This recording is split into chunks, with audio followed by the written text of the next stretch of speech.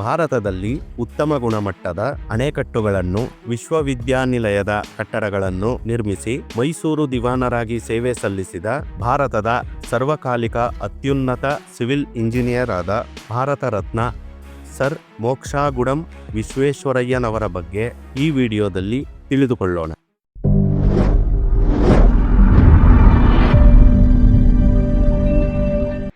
ಚಿಕ್ಕಬಳ್ಳಾಪುರ ಜಿಲ್ಲೆಯ ಮುದ್ದೇನಹಳ್ಳಿಯಲ್ಲಿ ಮೋಕ್ಷಗುಡಂ ಶ್ರೀನಿವಾಸ ಶಾಸ್ತ್ರಿ ಹಾಗೂ ವೆಂಕಟಲಕ್ಷ್ಮಿ ದಂಪತಿಗಳಿಗೆ 1861 ಸೆಪ್ಟೆಂಬರ್ 15ರಂದು ವಿಶ್ವೇಶ್ವರಯ್ಯನವರ ಜನನವಾಗುತ್ತದೆ.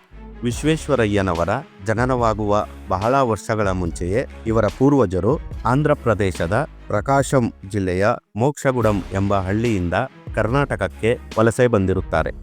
ಹೀಗಾಗಿ ಮೋಕ್ಷಗುಡಂ ಎಂಬುದು ಇವರ ಮನೆತನದ ಹೆಸರಾಗಿದೆ. ವಿಶ್ವೇಶ್ವರಯ್ಯನವರು ತಮ್ಮ ಪ್ರಾಥಮಿಕ ಹಾಗೂ ಪ್ರೌಢ ಶಿಕ್ಷಣವನ್ನು ಬೆಂಗಳೂರಿನಲ್ಲಿ ಮುಗಿಸಿ ಮದ್ರಾಸು ವಿಶ್ವವಿದ್ಯಾಲಯದಿಂದ BSc ವಿಜ್ಞಾನ ಪದವಿಯನ್ನು ಪಡೆದಿರುತ್ತಾರೆ.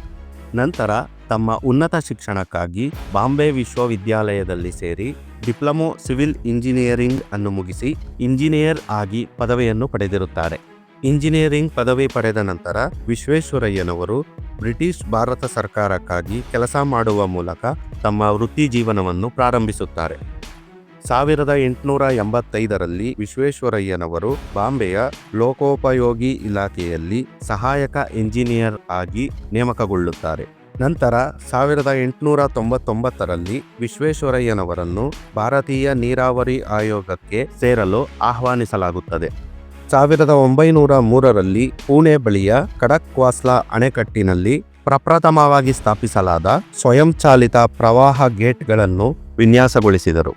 ಈ ಸ್ವಯಂಚಾಲಿತ ಗೇಟ್ಗಳು ಜಲಾಶಯದಲ್ಲಿ ಸಂಗ್ರಹವಾಗುವ ನೀರಿನ ಮಟ್ಟದಿಂದ ಅಣೆಕಟ್ಟಿಗೆ ಯಾವುದೇ ಹಾನಿಯಾಗದಂತೆ ಅತ್ಯುನ್ನತ ಗುಣಮಟ್ಟದಲ್ಲಿ ರಚಿಸಲಾಗಿತ್ತು.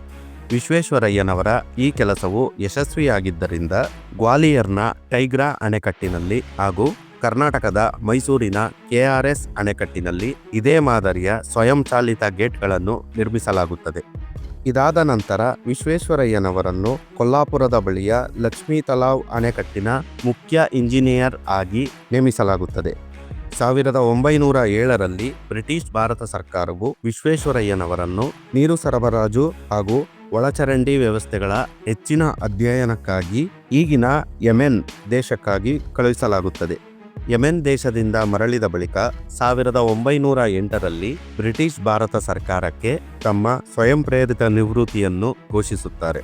ನಂತರ ಅತ್ಯುತ್ತಮ ಕೈಗಾರಿಕೆಗಳನ್ನು ಹೊಂದಿರುವ ರಾಷ್ಟ್ರಗಳನ್ನು ಅಧ್ಯಯನ ಮಾಡಲು ವಿದೇಶ ಪ್ರವಾಸವನ್ನು ಕೈಗೊಳ್ಳುತ್ತಾರೆ. ವಿದೇಶ ಪ್ರವಾಸವನ್ನು ಮುಗಿಸಿ ಭಾರತಕ್ಕೆ ಮರಳಿದ ಬಳಿಕ ಹೈದರಾಬಾದಿನ ಉಸ್ಮಾನ್ ಅಲಿ ಖಾನ್ ನಿಜಾಮರ ಬಳಿ ಹೈದರಾಬಾದ್ ನಗರದ ಪ್ರವಾಹ ರಕ್ಷಣಾ ವ್ಯವಸ್ಥೆಯ ಮುಖ್ಯ ಇಂಜಿನಿಯರ್ಗಳಲ್ಲಿ ಒಬ್ಬರಾಗಿ ಕೆಲಸ ನಿರ್ವಹಿಸುತ್ತಾರೆ. ಇದೇ ಸಮಯದಲ್ಲಿ ವಿಶಾಖಪಟ್ಟಣದ ಬಂದರನ್ನು ಅಭಿವೃದ್ಧಿ ಮಾಡುವುದಕ್ಕಾಗಿ ಇವರನ್ನು ಮುಖ್ಯಸ್ಥರನ್ನಾಗಿ ನೇಮಿಸಲಾಗುತ್ತದೆ. ಅಂದಿನ ಸಮಯಕ್ಕೆ ಈ ಅಣೆಕಟ್ಟು ಏಷ್ಯಾದಲ್ಲಿಯೇ ಅತಿ ದೊಡ್ಡ ಜಲಾಶಯದ ಅಣೆಕಟ್ಟಾಗುತ್ತದೆ. ನಂತರ 1909ರಲ್ಲಿ ದಿವಾನರಾಗಿದ್ದ VP ಮಾಧವರಾವ್ ರವರು ವಿಶ್ವೇಶ್ವರಯ್ಯನವರನ್ನು ಮೈಸೂರು ರಾಜ್ಯದ ಮುಖ್ಯ ಇಂಜಿನಿಯರ್ ಆಗಿ ನೇಮಕ ಮಾಡುತ್ತಾರೆ. ಮೈಸೂರು ರಾಜ್ಯದ ಮುಖ್ಯ ಇಂಜಿನಿಯರ್ ಆಗಿ ನೇಮಕಗೊಂಡ ನಂತರ ಮೈಸೂರಿನ KRS ಅಣೆಕಟ್ಟಿನ ಮುಖ್ಯ ಇಂಜಿನಿಯರ್ ಆಗಿ ಸೇವೆ ಸಲ್ಲಿಸುತ್ತಾರೆ ಹಾಗೂ ಹೊಸಪೇಟೆಯ ತುಂಗಭದ್ರಾ ಅಣೆಕಟ್ಟು ಹಾಗೂ ಚಿತ್ರದುರ್ಗದ ವಾಣಿ ವಿಲಾಸ ಸಾಗರ ಅಣೆಕಟ್ಟು ಹೀಗೆಯೇ ಕರ್ನಾಟಕದೆಲ್ಲೆಡೆ ಅತ್ಯುತ್ತಮ ಗುಣಮಟ್ಟದ ಅಣೆಕಟ್ಟುಗಳನ್ನು ನಿರ್ಮಿಸುತ್ತಾರೆ. ವಿಶ್ವೇಶ್ವರಯ್ಯನವರು ದಿವಾನರಾಗಿದ್ದ ಸಮಯದಲ್ಲಿ ಮೈಸೂರಿನ ಸೋಪ್ ಫ್ಯಾಕ್ಟರಿ, ಭದ್ರಾವತಿಯಲ್ಲಿ ಕಬ್ಬಿಣ ಹಾಗೂ ಉಕ್ಕಿನ ಕಾರ್ಖಾನೆ, ಬೆಂಗಳೂರು ಕೃಷಿ ವಿದ್ಯಾಲಯ, State Bank of Mysuru, century club, Mysuru chamber of commerce, Mysuru apex chamber of commerce ಹೀಗೆ ಹಲವಾರು ಕೈಗಾರಿಕೆಗಳನ್ನು ನಿರ್ಮಿಸುತ್ತಾರೆ.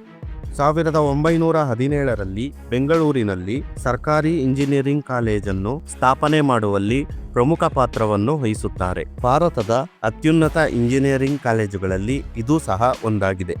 ವಿಶ್ವೇಶ್ವರಯ್ಯನವರು ದಿವಾನರಾಗಿದ್ದ ಸಮಯದಲ್ಲಿ ತಿರುಮಲ ಹಾಗೂ ತಿರುಪತಿ ನಡುವಿನ ರಸ್ತೆ ನಿರ್ಮಾಣಕ್ಕಾಗಿ ನಕ್ಷೆಯ ಯೋಜನೆಯನ್ನು ರೂಪಿಸಿಕೊಡುವಲ್ಲಿ ಇವರ ಪಾತ್ರ ಪ್ರಮುಖವಾಗಿದೆ. ಬಿಹಾರದಲ್ಲಿ ಗಂಗಾ ನದಿಗೆ ಅಡ್ಡವಾಗಿ ಮೋಕಾಮ ಸೇತುವೆಯನ್ನು ನಿರ್ಮಿಸುವಾಗ ವಿಶ್ವೇಶ್ವರಯ್ಯನವರು ಪ್ರಮುಖ ತಾಂತ್ರಿಕ ಸಲಹೆಗಾರರಾಗಿ ಕೆಲಸ ನಿರ್ವಹಿಸುತ್ತಾರೆ. ಈ ಸಮಯದಲ್ಲಿ ಅವರಿಗೆ 90 ವರ್ಷ ವಯಸ್ಸಾಗಿರುತ್ತದೆ. 1955ರಲ್ಲಿ ಭಾರತದ ಅತ್ಯುನ್ನತ ನಾಗರಿಕ ಗೌರವವಾದ ಭಾರತ ರತ್ನ ಪ್ರಶಸ್ತಿಯನ್ನು ವಿಶ್ವೇಶ್ವರಯ್ಯನವರಿಗೆ ನೀಡಲಾಯಿತು. ಬೆಂಗಳೂರು ಹಾಗೂ ದೆಹಲಿ ಸೇರಿದಂತೆ ಭಾರತದ 2 ಮೆಟ್ರೋ ನಿಲ್ದಾಣಗಳಿಗೆ ವಿಶ್ವೇಶ್ವರಯ್ಯನವರ ಹೆಸರನ್ನು ಇಡಲಾಗಿದೆ. ಇದರ ಜೊತೆಗೆ ಮುದ್ದೇನಹಳ್ಳಿಯಲ್ಲಿ ಸರ್ ಎಂ ವಿಶ್ವೇಶ್ವರಯ್ಯನವರ ವಸ್ತು ಸಂಗ್ರಹಾಲಯವನ್ನು ಕೂಡ ನಿರ್ಮಿಸಲಾಗಿದೆ. ಸೆಪ್ಟೆಂಬರ್ 15 ವಿಶ್ವೇಶ್ವರಯ್ಯನವರ ಜನ್ಮದಿನವಾಗಿದ್ದು, ಪ್ರತಿ ವರ್ಷ ಈ ದಿನವನ್ನು ಭಾರತ, ಶ್ರೀಲಂಕಾ ಹಾಗೂ ಟಾಂಜೇನಿಯಾದಲ್ಲಿ ಇಂಜಿನಿಯರ್ಗಳ ದಿನವಾಗಿ ಆಚರಿಸಲಾಗುತ್ತದೆ. 1962ರಲ್ಲಿ ವಿಶ್ವೇಶ್ವರಯ್ಯನವರು ತಮ್ಮ 100ನೇ ವಯಸ್ಸಿನಲ್ಲಿ ನಿಧನರಾಗುತ್ತಾರೆ. ತಮ್ಮ ಹುಟ್ಟೂರಾದ ಮುದ್ದೇನಹಳ್ಳಿಯಲ್ಲಿ ಸಕಲ ಗೌರವಗಳೊಂದಿಗೆ ವಿಶ್ವೇಶ್ವರಯ್ಯನವರ ಅಂತ್ಯಕ್ರಿಯೆಯನ್ನು ನಡೆಸಿ ಅವರ ಸಮಾಧಿಯನ್ನು ಅಲ್ಲಿಯೇ ನಿರ್ಮಿಸಲಾಗಿದೆ.